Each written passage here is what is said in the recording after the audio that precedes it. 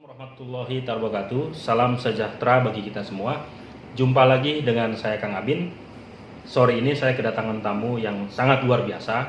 Dia masih muda, bahkan umurnya masih di bawah saya. Dia seorang aktivis PMKRI, seorang dosen, dan seorang penulis. Dan bukunya sekarang sangat luar biasa ya, hebohnya ya, karena dia mampu menggali tentang mistik ketimuran. Nah, hari ini dia akan memuntahkan semua pikiran-pikiran dia terkait tentang rasa, roso kalau dalam Jawa. Sunda tetap rasa. Nah, dia akan mengupas tentang bagaimana ada hubungan rasa antara Sunda dan Jawa. Nah, selama ini kan kita lihat bahwa mitos-mitos yang berkembang di Jawa, baik mau di Sunda, bahwa orang Jawa dan orang Sunda itu tidak pernah akur ya, dalam tanda petik ya, tidak pernah akur karena ada missing link cerita di masa lalu yang hari ini mungkin dijadikan rujukan. Makanya nggak aneh kalau misalkan kawan-kawan pergi ke Bandung atau ke Tanah Sunda itu tidak akan pernah ditemukan yang namanya Jalan Gajah Mada. Begitu pula sebaliknya. Nah, tentu hal ini kan kita nggak mungkin kita biarkan. Nah, disinilah Saudara Nino akan mengupas apa sih sebenarnya yang menjadi apa sih sebenarnya keterikatan rasa antara Sunda dan Jawa ini? Apa sih sebenarnya yang kemudian rasa ini dihilangkan sehingga kita Sunda dan Jawa ini seolah-olah terjadi sesuatu yang tidak bisa disatukan? Mungkin bisa disampaikan Mas Nino pikiran-pikirannya. Kayaknya berat banget ya Kang. Jadi kita ngomong santai aja ya guys. Jadi kalau kita bicara tentang rasa itu menurut saya sesuatu yang paling khas kan untuk ya. orang timur gitu ya. Terlepas kita sukunya apa, ada Sunda, ada Jawa. Nah, nanti kita mungkin bisa diskusikan sebetulnya apa yang menjadi kekhasan di situ. Tetapi satu hal yang pasti, saya percaya bahwa yang namanya rasa itu adalah sesuatu yang khas. Sesuatu yang khas ya. Dari dia tidak bisa dibohongi lah ya. Oh iya, betul. Betul natural ya. Betul.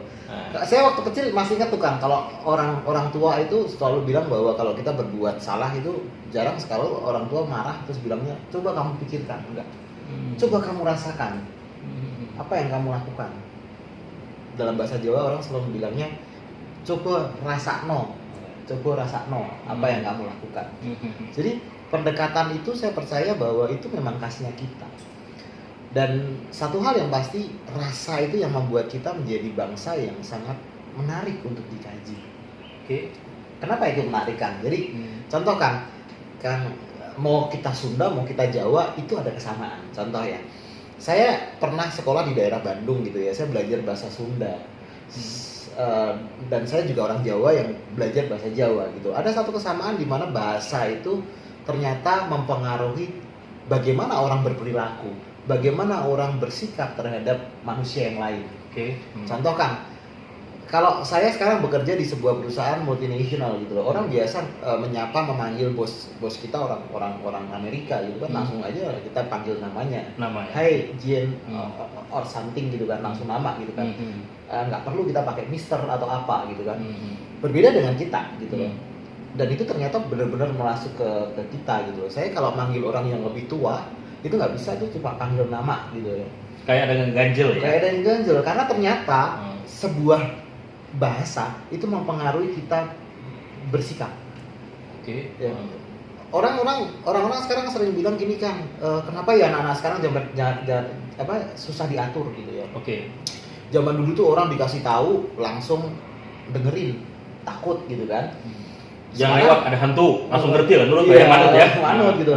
Dimarahin gitu kan, langsung ngerti. Oh iya gitu kan. Sekarang dimarahin malah orang anak muda, anak-anak zaman sekarang nantang.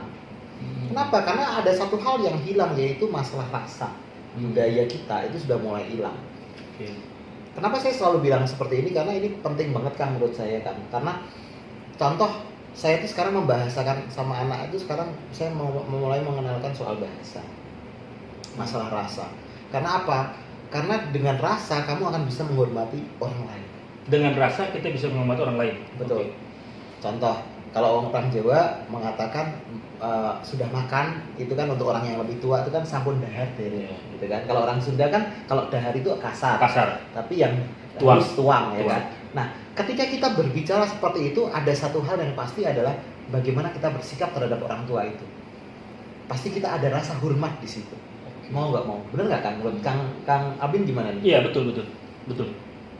Kalau selama ini kan kita lihat semua dicampur adukan, tidak melihat kita bicara dengan siapa gitu loh. Seolah-olah semua itu kawan, semua itu teman, maka yang muncul bahasa-bahasa kroken.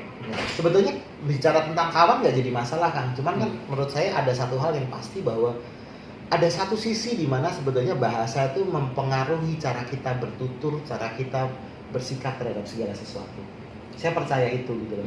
Bagaimana orang nggak perlu kok menjadi kebarat-baratan untuk dia bisa diterima dalam situasi zaman sekarang menurut saya. Modernisasi ya. Iya, karena kita belajarlah dari Korea misalnya. Kenapa Korea sekarang menjadi bangsa yang hebat gitu loh. Dia tidak meninggalkan leluhurnya. Betul. Namanya tetap orang Korea, beda dengan orang kita. Iya. Orang Sunda namanya James. Bingung kita kan? Itu salah satunya mungkin kan. Tetapi bagaimana orang mereka itu tidak malu dengan membangkitkan lagi budayanya mereka gitu loh. Ya, film-film Korea itu kan benar-benar yang digandrungi anak-anak sekarang itu kan sebenarnya banyak sekali nilai-nilai warna Korea asli gitu loh. Budaya mereka gitu loh. Bagaimana mereka bersikap kepada orang yang lebih tua. Ya kan? Itu kan kelihatan banget mereka hormat gitu kan. Saya sekarang ada di perusahaan Jepang. Itu bagaimana mereka bersikap terhadap pemimpin itu luar biasa menurut saya, dan itu ternyata berawal dari budaya. Nah, kita menjadi ketinggalan nih di sini nih menurut saya gitu ya.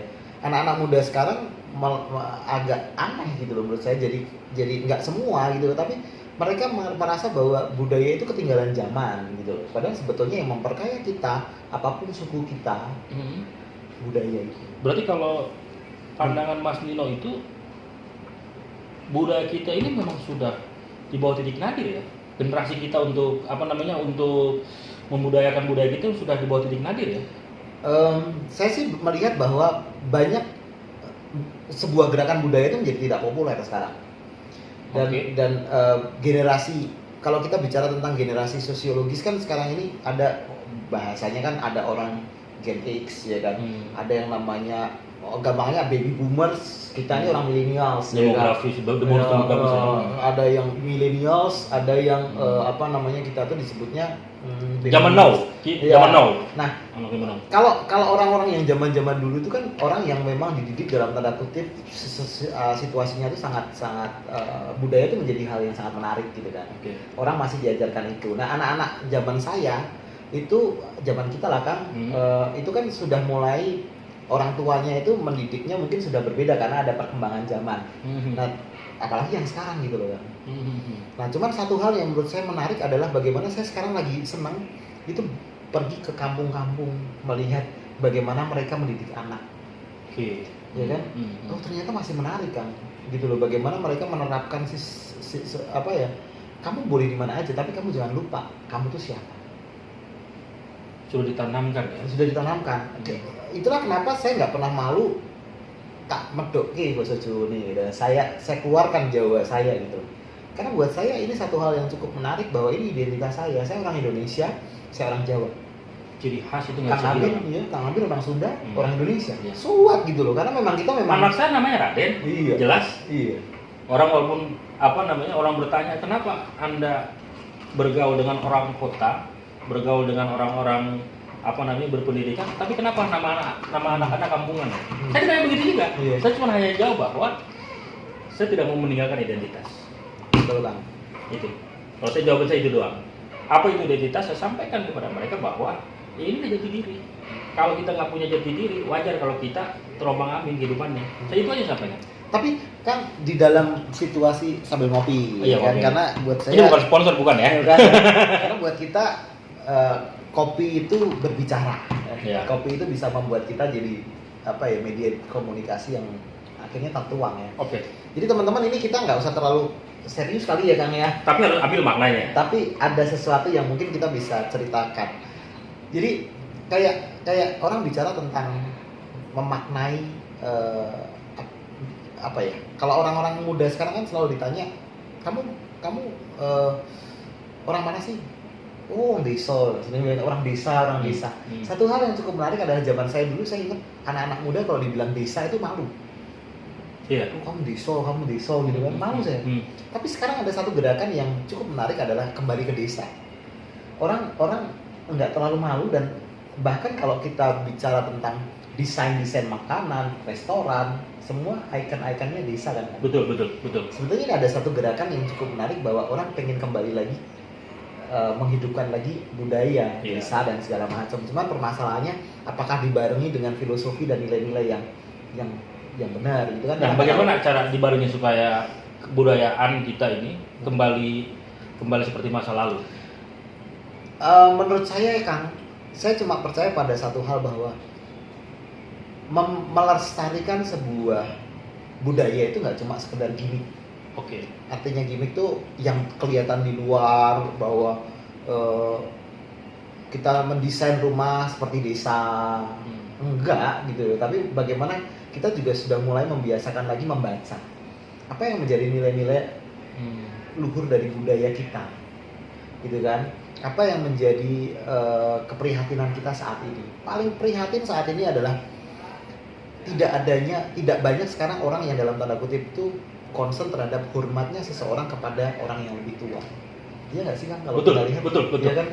Sebetulnya kan ini permasalahan yang sepele, tapi ternyata itu luar biasa loh. Dampaknya besar. Dampaknya luar biasa gitu. Bagaimana nggak usah jauh-jauh, istri saya guru. Kalau dulu itu dipandang sebagai partner orang tua. Bahkan orang tua dulu percaya banget sama guru. Orang tua kedua di luar dari rumah. Yes. Sekarang guru itu cuma dianggap sebagai bagian dari Pekerja aja. Pekerja yang bagian dibayar dari korporasi mungkin ya, kapitalis ya kan, yang dibayar untuk ngajar gitu.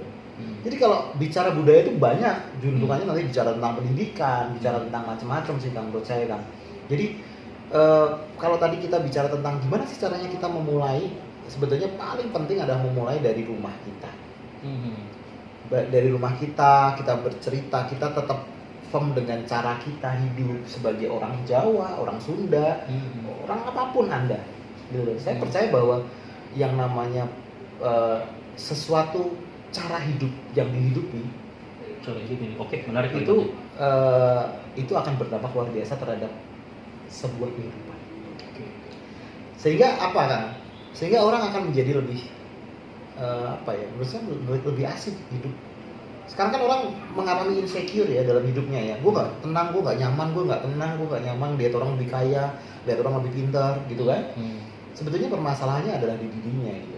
Karena menurut saya orang tidak bisa menemukan hal yang paling natural dari dirinya. Contoh, perspektif orang terhadap sebuah kesuksesan itu beda-beda.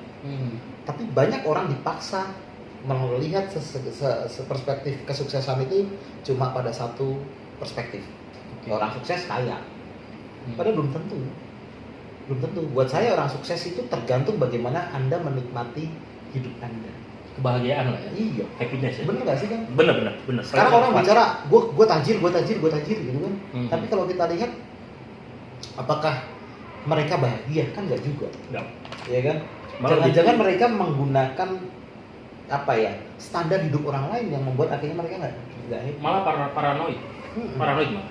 Nah, cuman tadi saya sampaikan di awal ya, Nino, mungkin sumber utamanya ya kenapa kita jauh dengan budaya, karena kan kalau bagaimanapun peradaban Jawa ini kan terbesar ya di Indonesia ini ya, hampir 42% lah. 40-an persen lah ya. Nah, cuman ini mungkin ya salah satu yang dibesarkan malah kejadian-kejadian mitos selama ini, bahwa orang Sunda kalau ketemu dengan orang Jawa menikah misalkan, itu pasti tidak akan bahagia, tidak akan panjang. Ini misalnya berkembang. Iya. Yang kedua tadi yang saya sampaikan juga prolog, kenapa di Pajajaran Sunda itu tidak ada yang namanya jalan Gajah Mada, begitu pula sebaliknya.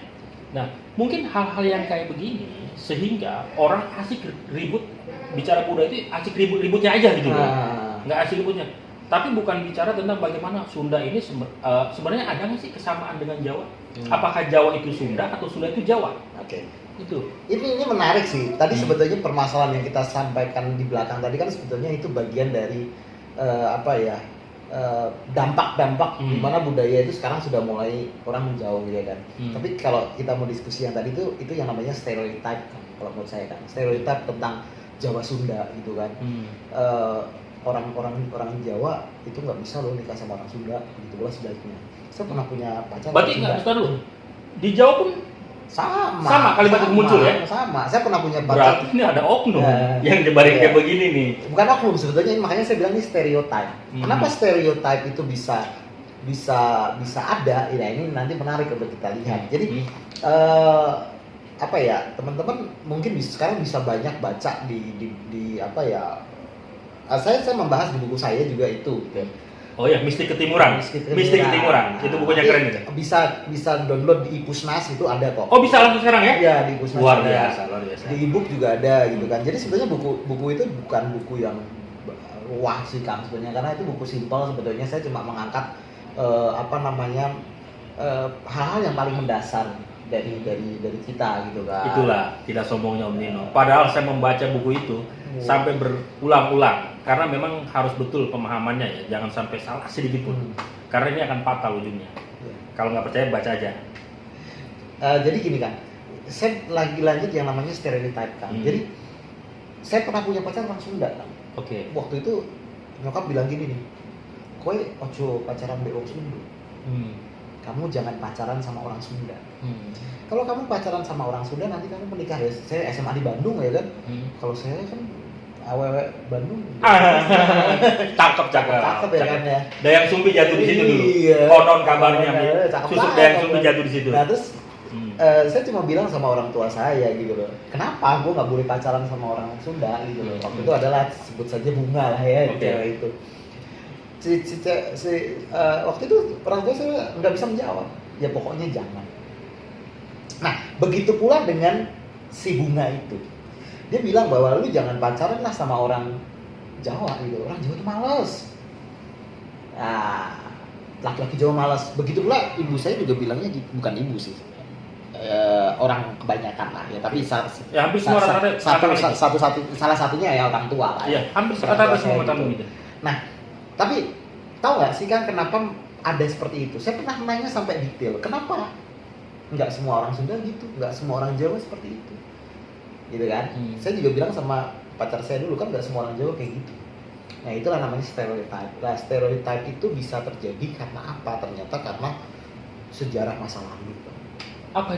Ada nggak masa lalu seperti apa itu? Jadi sebetulnya itu bermula dari kisah di mana dulu itu kan ada yang namanya kerajaan Sunda ya kan, mau menikah dengan salah Raja Hayam Wuruk kan. Nah saya lupa namanya, Dyah Pitaloka kalau nggak salah, Dyah Pitaloka. Atau Dyah Pitaloka itu mau menikah dengan Raja Hayam Wuruk. Nah singkat cerita ya kan ya. Iya. Dalam proses perjalanan terjadilah salah paham. Ya kan, terjadilah salah paham sehingga akhirnya Gajah Mada waktu itu berperang dengan pasukan Pajajaran. Meninggallah pasukan Pajajaran. Gitu loh. Jadi gampangannya orang berpikirnya gini, ini gila nih ya orang Jawa nih ya. Gue mau nikah supaya Jawa Sunda bersatu ya kan. Tapi kok malah dibunuh orang-orang gua gitu kan. Orang Jawa juga mikirnya kayak gitu kan. Nah, konflik zaman dulu inilah yang akhirnya menjadikan stereotip ini salah satunya ya kan. Makanya kan belum lama ini sekitar 2 tahun atau 3 tahun lalu itu kan ada dari Sultan ya kan, Jawa dan Sunda itu loh waktu itu kalau Kang Abin pernah lihat itu kan rekonsiliasi budaya antara Jawa dan Sunda. Ya kan? Sebetulnya ingin memutus gerakan ini gitu loh. Iya. Ya, waktu itu kan sebetulnya sejarahnya dari hal yang seperti ini gitu loh kan. Jadi hal yang tadi kan Kang Abin akhirnya cerita kan, itulah kenapa ya di Sunda nggak ada yang namanya Jalan Gajah Mada, di Jawa Timur nggak ada yang namanya Jalan Siliwangi bahkan Jalan Pajajaran gitu ya. Jalan Pajajaran. Pokoknya berbau Sunda nggak ada. Nggak ada gitu ya, karena sebetulnya itu kan. Jadi menarik kan. Tapi kalau di Jakarta ada semua. Kalau Jakarta ada semua. Iya. Di Semarang tuh Jalan Siliwangi ada. Ada. Nah cuman kalau saya sih sekarang jadi bahan lelucuan. Kenapa orang Sunda dengan orang Jawa itu nggak pernah ketemu dalam soal pernikahan? Kejauhan. Berarti ongkos. Kalau saya berarti ongkos. Ini menarik ini. Padahal sebetulnya kalau saya percaya pada satu hal, bahwa kita itu berasal dari ras yang sama. kita sama-sama orang Melayu kan. Iya. Dan kita juga, saya percaya juga bahwa kita itu, bahkan saya yakin kita tuh dalam budaya yang sama. Sunda itu kalau saya baca beberapa literasi itu ada dalam bahasa Kawi Jawa kuno. Jawa kuno gitu ya. Artinya apa? Artinya ya sebetulnya ternyata kita punya bahasa padanan yang sama sebetulnya. Akarnya tuh sama gitu. Ya, jadi sebetulnya saya percaya itu gitu loh, bahwa kita orang Sunda, orang Jawa itu sama, bahkan cara pandang kita melihat dunia itu menurut saya sama. Ya kan? Saya memang belum meneliti secara lebih detail tentang konsep kepercayaan perspektif orang Sunda gitu ya terhadap yang transenden gitu kan. Tetapi saya pernah diskusi sama teman-teman Sunda Wiwitan gitu kan. Dan waktu ke Kanekes gitu kan, orang Baduy itu kan sebetulnya sukunya Kanekes kan. Kanekes. Nah itu kita sempat diskusi bagaimana mereka melihat perspektif kehidupan. Sebetulnya sama gitu. Jawa punya filosofi yang namanya ngempalakan jagat cilik lan jagat gede. Menyatukan jagat cilik itu ya kita. Jagat gede itu dunia semesta. Tidak berbeda dengan orang-orang Kanekes, orang Baduy. Orang Baduy juga punya perspektif itu. Nggak heran sampai saat ini orang Baduy itu tidak ada yang namanya COVID. Kenapa? Jadi menurut saya kita bersatu dengan alam itu membuat alam itu menjadi berbicara dengan kita. Oke. Jadi tapi caranya gimana? Anda harus selesai dulu dengan diri Anda sendiri. Saya harus selesai dulu dengan saya sendiri. Itulah kenapa dulu ada yang namanya Topo Broto, puasa, meditasi. Dan itu kan mulai hilang tuh kan. Ya kan Kang? Itu khasnya kita loh sebetulnya. Orang Sunda, orang Jawa sebetulnya mirip. Kita mirip. Contoh lah, bahasa lah. Mirip nggak? Mirip. Wayang. Iya. Wayang golek, wayang kulit, bedanya itu aja. Iya. Asa, asi, asu ada juga. Ada. Hana Caraka Data Sawala yang nggak ada cuma satu doang kan. Kinanti itu ada di Jawa sama-sama. Jadi saya percaya sebetulnya sama kita gitu loh. Kayak saya membaca beberapa literasi. Kenapa orang Batak sama orang Toraja itu punya perspektif yang tidak berbeda jauh gitu. Hampir mirip ya. Hampir mirip karena mereka sama-sama dulunya mungkin ya sejarahnya menyeberang lautan, satunya mencelat tuh bersandar di mana namanya, bersandar di Sulawesi ya kan, satunya bersandar di Sumatera. Mungkin seperti itu gitu ya. Ini mungkin bisa jadi ya kalau kita runut pada sejarah ini, jangan-jangan memang yang dimaksud dengan politik Divide Impera ini dilakukan Belanda sebenarnya ini. Iya. Kita mengklasterkan masing-masing. Misalkan Om Nino kan Katolik. Katolik nih pusatnya di mana? Dibawa ke NTT misalkan gitu kan. Protestan itu taruhnya di Medan gitu kan. Di Toraja Islam dibebaskan gitu loh. Nah, padahal kalau kita lihat sejarah riwayatnya bahwa semua itu bersatu. Oh iya. Nah, karena bersatunya yang kayak Kristen, Katolik, Islam, Hindu macam itu yang menjadi gerah kelompok-kelompok Belanda sehingga dipecah belah. Saya sangat sepakat tuh Kang dengan itu, walaupun zaman dulu memang belum ada yang namanya permasalahan agama sebetulnya kan. Tapi lebih ke permasalahan suku. Iya, bukan, maksud saya gini, begitu kita lihat kalau ditarik lebih dalam, berarti budaya kita pun diacak-acaknya di situ. Udah terbiasa kita. Jangan sampai yang tadi sampaikan missing link-nya itu bahwa ada cerita yang nggak kesampaian. Betul kan. Sehingga dibuatlah rekayasa bahwa orang Sunda dan orang Jawa ini nggak pernah ketemu karena persoalan ini. Padahal bukan itu maknanya. Tapi ini yang menjadi kepercayaan sekarang bagi sebagian besar masyarakat Sunda, sebagian besar masyarakat Jawa. Saya kira itu. Politik identitas itu bukan adu domba pada wilayah kita perang fisik. Kita pada perang pikiran ternyata sama budaya. Oh, saya paham Pak. Ya karena menurut saya itu yang paling bisa mengena sih. Dan saya di Jawa tuh cukup heran dengan situasi kekinian. Kita bicara tentang humaniora dan sosiologis lah ya kan sekarang. Saya Katolik, Kang Abin Muslim gitu kan. Saya Jawa, Kang Abin Sunda gitu kan. Kita berteman baik-baik aja.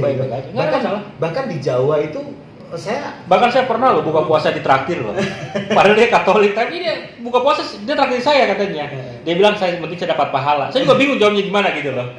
Ya, karena gini, saya punya keluarga itu yang sebagian besar Muslim kan, termasuk om saya. Sudah biasa lah, biasa gitu. Ya. Jadi, tapi kalau sekarang kacau gitu. Jadi menurut saya ini jangan-jangan kita diadu domba kayak dulu lagi gitu. Memang ada beberapa oknum, cuman oknum ini ternyata dia paling kuat memainkan peran di media itu. Itu aja sebenarnya. Betul kan. Padahal saya mohon maaf ya kalau kemudian saya dengan Nino, saya anti Katolik, mungkin dengan Nino nggak akrab seperti ini.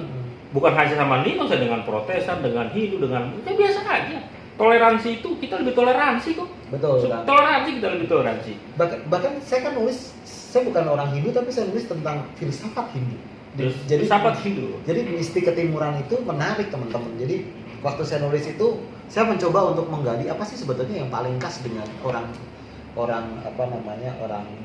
timur gitu kan. Makanya judulnya ketimuran. Saya tidak cuma mengkhususkan orang Jawa, orang apa, tapi sebetulnya itu perspektif yang menarik untuk kita bisa lihat. Ternyata kita itu memang tidak bisa lepas dari budaya-budaya itu. Iya. Saya belum lama pergi ke mana namanya itu loh, karena mana yang di Cianjur kan? Oh, Gunung Padang. Gunung Padang. Itu menarik teman-teman. Itu Sunda. Waktu dulu apakah itu sudah jadi Sunda? Belum tentu gitu ya. Atlantis. Katanya sudah mengatakan gitu Atlantis. Karena gini Om Nino, kalau saya ke sana ya memang kalau di Taman Bergantung di Babilonia itu kan cuma hanya stupanya cuma 4 ya. Ini 5.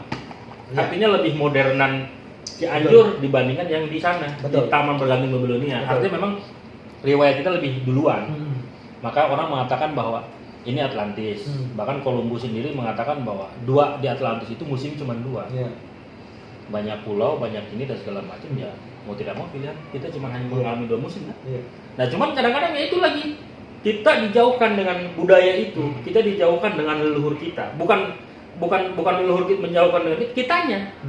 Yang mungkin ya kata Om Nil tadi bilang kampungan lu. Padahal kalau jujur, lu menghina orang desa, lu di kota makan apa? Bukan begitu Om Nil? Betul. Semua itu dari desa, gitu loh. Nah sekarang coba ya, mohon maaf, Nino tadi sampaikan dia sudah ke Baduy.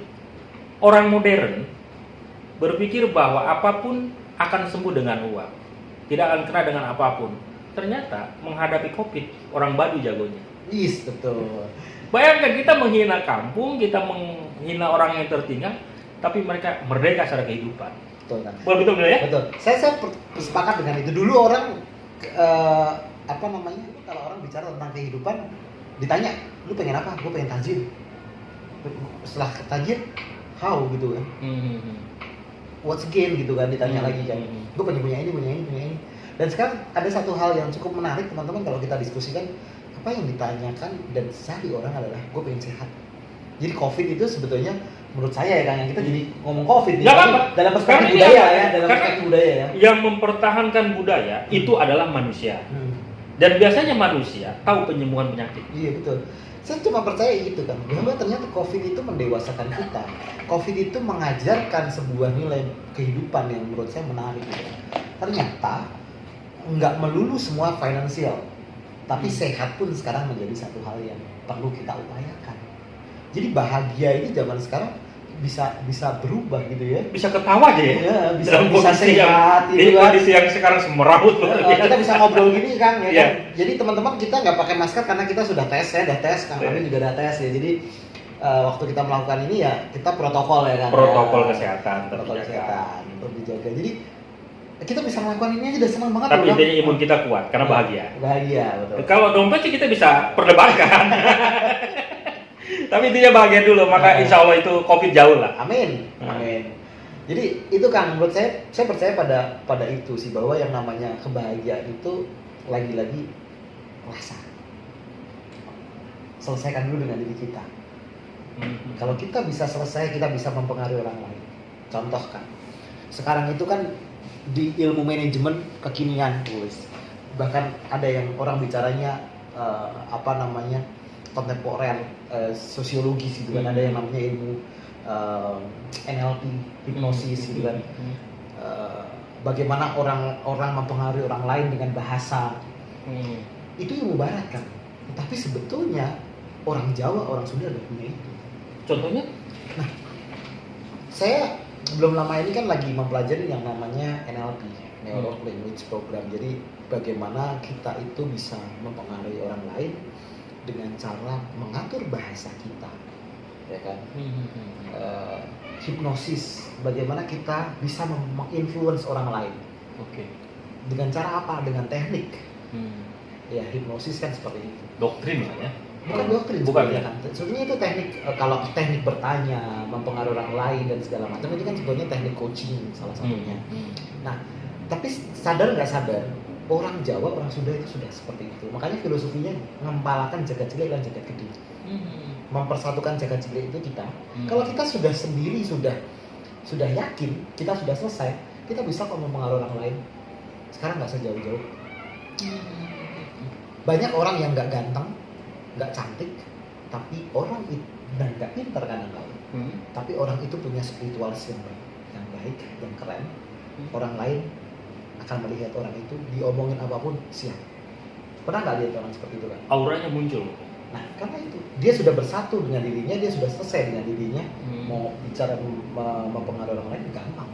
Oh, natural berarti ya. Nggak perlu ada kemewahan ditempelin ya. Dengan sendirinya. Ada dengan kesederhanaan kita sebenarnya kita bisa.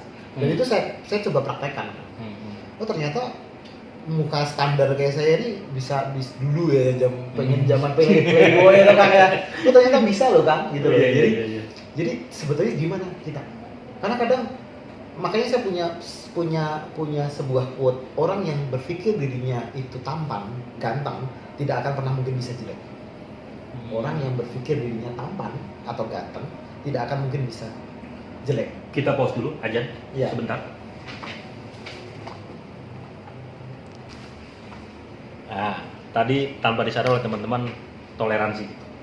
Om Nino orang Katolik, dengan ajan biasa aja karena nggak berpengaruh, beda dengan saya. Tapi Om Nino sebagai pemateri malah juru saya sholat, luar biasa. Oke, lanjut lagi Om Nino. Tadi sampai mana kita ya pembahasannya? Tadi lupa kan. Tapi intinya sebetulnya tadi kita bahas sebetulnya lebih bicara tentang tadi waktu kita jeda kan sebetulnya kita bicara tentang sebetulnya Jawa dan Sunda. Mempengaruhi, orang Jawa dan Sunda itu punya ilmu mempengaruhi sebenarnya. Sebetulnya. Jadi kalau ditanya mungkin bisa dijadikan judul Jawa Sunda itu bermusuhan, itu mitos atau tidak? Menurut saya mitos. Mitos ya? Mitos. Walaupun mitos itu bisa jadi sebuah fakta menjadi kepercayaan. Nah, inilah bahayanya sejarah. Ya kan, sejarah itu tergantung siapa yang berkuasa. Siapa yang menuliskan?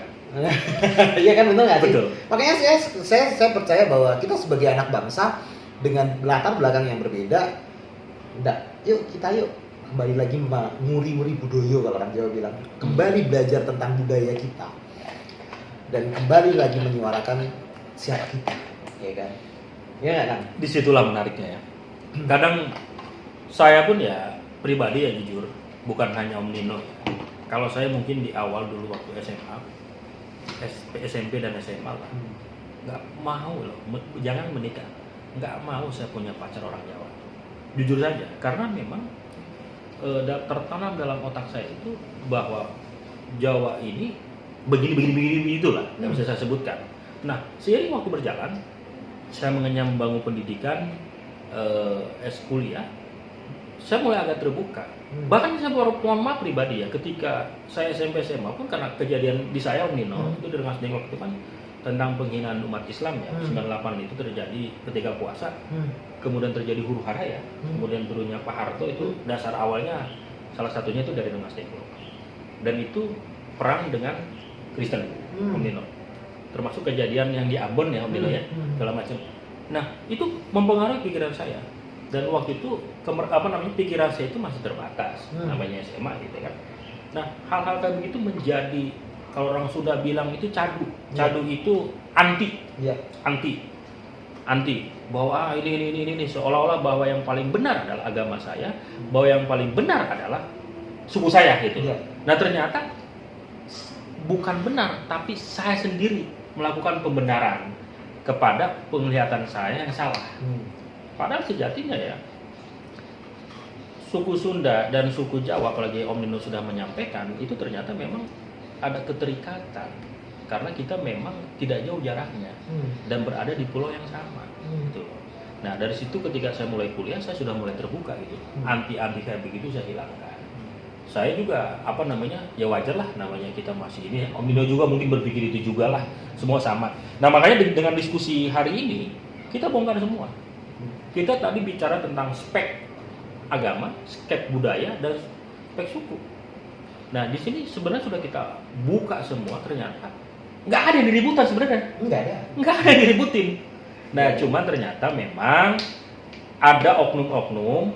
Saya sih lebih menganalisa bahwa di zaman penjajahan itu untuk masyarakat Indonesia tidak bersatu, maka harus diklasterkan. Baik klaster budayanya, baik klaster agamanya, sehingga itulah cara mudah untuk memecah supaya tidak bersatu. Mungkin itu, Min? Mungkin. Nah, makanya ini menjadi jurnal yang cukup menarik tuh kalau nanti kita bisa jadikan penelitian ya Kang. Sebetulnya Indonesia tuh baik-baik saja. Gitu. Baik-baik saja. Jadi makanya kalau kita kasih judul diskusi kita Jawa Sunda itu bermusuhan, mitos atau fakta, saya langsung bilang bahwa itu mitos gitu. Mitos ya. Karena saya percaya pada satu hal bahwa kita itu punya nenek moyang yang sama. Karena value.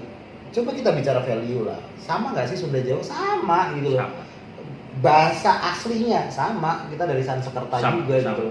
Saya waktu inget banget pindah ke Bandung gitu kan sebagai orang yang nggak ngerti bahasa Sunda, langsung bisa bahasa Sunda karena apa? Nggak beda jauh gitu. Dasarnya sama. Sama. Tulisan Jawa sama tulisan Sunda lah. Nggak usah kita kalau kita bicara semiotika gitu ya, itu sudah jelas itu sebetulnya gitu kan ya. Iya, nggak ada perbedaan. Maka ini menarik buat saya. Umur saya di bawah, masih 240, termasuk Om Nino masih di bawah saya, lebih muda. Tapi insya Allah kita berpikir lebih jauh ke depan. Karena yang tidak majunya bangsa kita ini, negara kita ini, salah satunya kita ribut di suatu hal yang nggak perlu diributkan. Itu sebenarnya. Sekarang kita tanamkan bahwa kita toleransi kok, lebih toleransi. Karena kita manusia. Beda kalau orang nggak manusia gitu kan. Betul. Nah, mungkin waktu saya SMA tadi yang saya sampaikan di itu awal, mungkin saya masih seperempatnya manusia. Karena pikiran saya masih terbatas. Bukan sih Kang, kalau saya bicara bukan itu sebetulnya. Satu hal yang cukup menarik ya Kang. Sebetulnya Kakak nggak salah. Tapi bagaimana kita bergaul itu sebetulnya yang mempengaruhi pemikiran kita. Semakin kita sering bergaul dengan banyak orang, dengan banyak perspektif, semakin kita akan bisa mengerti cara pandang orang ternyata berbeda. Ya sejauh-jauh teman-teman, saya pernah punya pengalaman yang cukup menarik sama-sama Jawa, tapi ternyata Jawa itu juga punya banyak perspektif kan. Kalau teman-teman pergi ke daerah yang namanya Blora, di sana ada yang namanya orang Blora Samin. Suku Samin kan. Suku Samin ya. Suku Baru saya dengar ini. Suku Suku Samin baru dengar saya. Itu cukup menarik teman-teman. Jadi waktu saya menulis Misi Ketimuran, saya nggak cuma sekedar studi literasi, tetapi saya mencoba untuk menggali sebetulnya apa sih yang menjadi perspektif orang, filosofi orang Jawa sebetulnya. Nah, ternyata ada satu yang cukup menarik. Itu waktu itu orang Samin ditanya seperti ini. Ada kisah yang cukup menarik. Waktu itu saya pergi ke tempat rumah orang Samin. Ditanya tuh Kang, dikasih minum Kang, kopi Kang. Kopi dikasih full. Saya minum dong. Saya minum cuma setengah kan. Nggak habis. Oke. Hari berikut saya datang lagi dikasih kan. Minum setengah lagi. Setengah doang dikasihnya. Jadi bagaimana value mereka itu luar biasa. Bagi sebagian orang dianggap orang Samin ini kok aneh ya. Tetapi orang yang apa adanya menurut saya. Padahal Jawa juga. Tapi dia ternyata punya perspektif yang sedikit berbeda. Buat mereka, orang itu ternyata nggak mau tuh dikasih satu. Si Nino ini nggak mau nih dikasih satu gelas. Berarti kalau datang nanti kita kasih setengah aja. Ada kisah yang menarik lagi. Ada orang Samin jalan. Ada tukang kalau kernet ya kan? Kernet naik bis itu kan teman-teman. Asisten supir datang gitu kan, ditanyain, "Bang, meneng di Pak, mau kemana Pak?" Bilang lah di misalnya Blora gitu kan. Naik dong, namanya orang ditanyain. "Oh iya naik bis, naik Blora." Duduk dong dia kan. Kalau duduk di bis pasti dimintai duit dong. Dimintai dong duit. Betul. Orang Samin itu dimintai duit, orang Samin bilang apa? Lah kok duit? Duit toh Bapak naik harus bayar. Loh, kan saya diajak untuk naik. Loh, kalau Bapak nggak mau bayar ya berarti Bapak harus turun di sini. Ya udah saya turun. Jadi sebuah perspektif kehidupan yang simpel, tetapi menurut saya, gitu ya. Tapi menarik loh. Tapi kalau dalam hal itu, si orang Samin itu nggak salah. diajak naik kan. Iya. Betul juga itu. Nah kadang kita yang salah malah. Menarik. tapi kan memang ini menjadi tidak common ya, tidak umum ya Kang ya. Iya. Jadi bayangkan ya, saya di Jawa tuh banyak sekali hal-hal yang sebetulnya secara filosofi itu menarik untuk kita kaji gitu. Sunda pun saya juga yakin gitu. Saya pernah pergi ke daerah Cigugur, itu ada yang namanya Cigugur Kuningan. Itu agama Sunda Wiwitan, itu kan agama Jawa Sunda gitu kan. Nah, saya sempat diskusi bagaimana value mereka hidup, terus perspektif mereka terhadap alam, terhadap agama tertentu, ya kan, terhadap Tuhan mereka. Kalau saya bilang hampir 70% bahkan 80% sama dengan agama agama Sunda yang namanya bukan agama sih tapi kepercayaan Sunda, kepercayaan Jawa yang disebut kejawen. Jadi jadi ternyata cara pandang orang Sunda dengan orang Jawa itu tidak berbeda jauh. Iya, sama. Gitu loh Bang. Dan memang yang cukup menarik adalah kalau di Jawa sendiri ya, orang Jawa itu kan sudah lama sekali hidup waktu dulu dengan tradisi hidup Buddha ya. Sunda pun juga saya yakin seperti itu karena candi-candinya juga hidup Buddha dan ada banyak peninggalan-peninggalan yang cukup menarik ya Kang ya. Kayak nyadran. Pernah tahu nggak? Nyadran itu laut ya? Bukan, Pesta. nyadran itu biasanya kalau 1 bulan sebelum puasa. Oh iya. Ya, itu biasanya datang ke Mandi. Kali berapa? Kalau ini kan kemana? Kuburan. Oh iya, nyekar. Nah, orang Jawa nyebutnya nyadran. Untuk nyekar sama orang yang sudah meninggal. Ada sebuah literasi yang saya ambil di dalam buku saya itu, ternyata itu khas mana kan? Khas Hindu.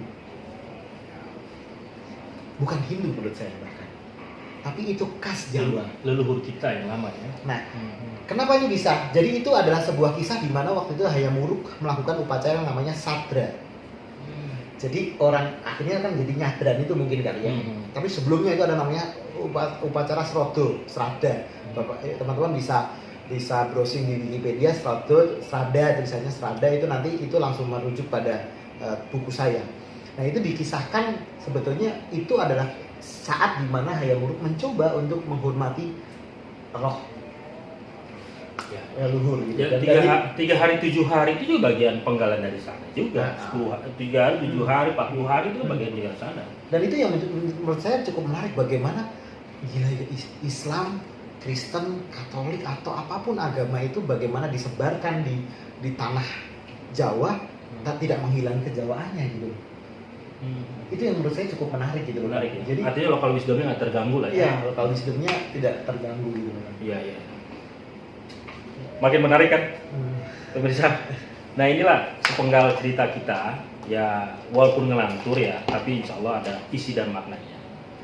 Nah, mungkin teman-teman bisa simpulkan bahwa sejatinya ternyata setelah saya coba berani simpulkan, sebenarnya nggak berani menyimpulkan nih, bahwa topik pembicaraan kita itu memang berdasarkan keseluruhan kehidupannya menjadi manusia. Nah, jika teman-teman menikmati pembicaraan ini, insya Allah teman-teman akan jadi manusia.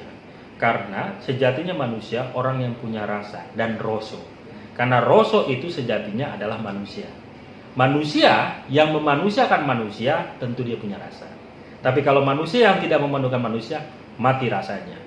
Oke teman-teman, bisa disimpulkan semuanya. Semoga kita akan berjumpa lagi dengan Om Nino ini akan siap membongkar pikiran-pikirannya, akan dimuntahkan di Kang Abin TV dengan judul dan tema yang berbeda. Ini teman saya sebenarnya, teman saya di kuliah. Saya anggap dia ini laboratorium ilmu, ya. Dia laboratorium ilmu yang apapun ditanya dia hebat. Dalam artian karena dia rajin pertama dia rajin menulis, rajin membaca, dan rajin berkeliling. Jadi dia ini dalam pikirannya itu teori oke, praktik oke. Nah ini yang menarik dan ini yang sangat sulit dipunya. Yang sekarang ini kalau kita hidup dalam dunia media sosial, tahu sebentar tapi udah disampaikan gitu loh, sehingga ketahuannya itu malah menjadi ribut bagi orang-orang yang berkomentar kan begitu. Nah saya insya Allah dengan Om Nino akan terus menerus coba mencerahkan apa sih sebenarnya yang diributkan padahal nggak ada yang diributkan. Gitu. Kita coba akan menyelesaikan kesemerautan pikiran-pikiran lama yang merusak budaya-budaya kita, budaya agama maupun budaya apalagi Om Nino? Ya sebetulnya kita mungkin akan diskusi masalah humaniora. Humaniora. Iya kan ya, menurut saya kan banyak tuh isu-isu yang sebetulnya nggak jadi masalah tapi jadi masalah gitu ya. Itu dia. Nah, ini mungkin akan kita bahas dengan secara lucu. Ya kan? Secara lucu, tapi saya yakin ini kita bisa menguatkan teman-teman karena segala sesuatu nggak usah dipikirkan secara berkerut lah, ya kan? Slow. Kita ya kan? keponya yang berlebihan, gitu. Sudah nggak tahu tapi so tahu.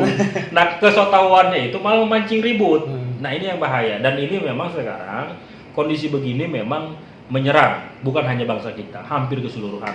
Karena pertama literasi dalam pikiran kita masih rendah, kita sudah dihadapkan dengan kemajuan teknologi ya Om Nino ya, yang kita bisa menerima gampang. Dulu saya masih ingat ketika saya ingin beli buku itu harus nabung dulu Om Nino, pelan-pelan. Sekarang ini di dalam handphone, smartphone ini apa aja ada, tinggal diklik, tinggal dibuka. Padahal dia hanya membaca pada luarnya saja, dalamnya enggak, sehingga gampang mudah diprovokasi. Nah ini gaya de idipera zaman modern gitu. Makanya harus betul-betul diteliti, ditelaah, baru kita ungkapkan gitu. Nah kalau teman-teman ingin nambah keilmuan, insya Allah Om Nino akan rutin menjabarkan semua pikiran-pikirannya yang dia ketahui. Saya dan Kang Abi. Kalau saya hanya sebatas tektok aja lah. Dan mudah-mudahan diskusi kali ini bermanfaat bagi teman-teman. Semoga teman-teman bisa membuka pikiran bahwa ternyata selama ini yang dipikirkan baik oleh saya, mungkin juga teman-teman, itu kebanyakan salah. Nah salahnya ini ternyata masih dipertahankan. Nah sekarang kita hapus semua bahwa ternyata kita ini semua saudara. Baik saudara dari Adam, termasuk saudara di sebuah negara. Jadi jangan sampai kesaudaraan kita lepas karena kesalahan pikiran kita. Oke teman-teman, sampai jumpa lagi. Wabillahi taufiq wal hidayah. Assalamualaikum warahmatullahi wabarakatuh. Salam sejahtera bagi kita semua. Sukses Om Nino. Makasih Om Nino ya. Ada closing nggak? Sudah muncul itu beri. Nggak apa-apa closingnya. Oh closing. Jadi ini teman-teman, intinya kita akan banyak nanti sering ngobrol ya kan ya. Kita kemas diskusi-diskusi yang lebih humaniora, ya kan, lebih isu-isu sosial yang mungkin kadang orang anggap itu jadi urgent masalah gitu kan, tapi ternyata enggak gitu ya. Nah, kita akan mencoba melihatnya bedahnya dalam kacamata budaya. Ya jadi bukan cuma saya nih, Kang Abin juga gitu ya. Jadi kita akan menawarkan virus toleransi. Saya Islam, dia Kristen. Wabillahi taufiq wal hidayah. Assalamualaikum warahmatullahi wabarakatuh. Thank you.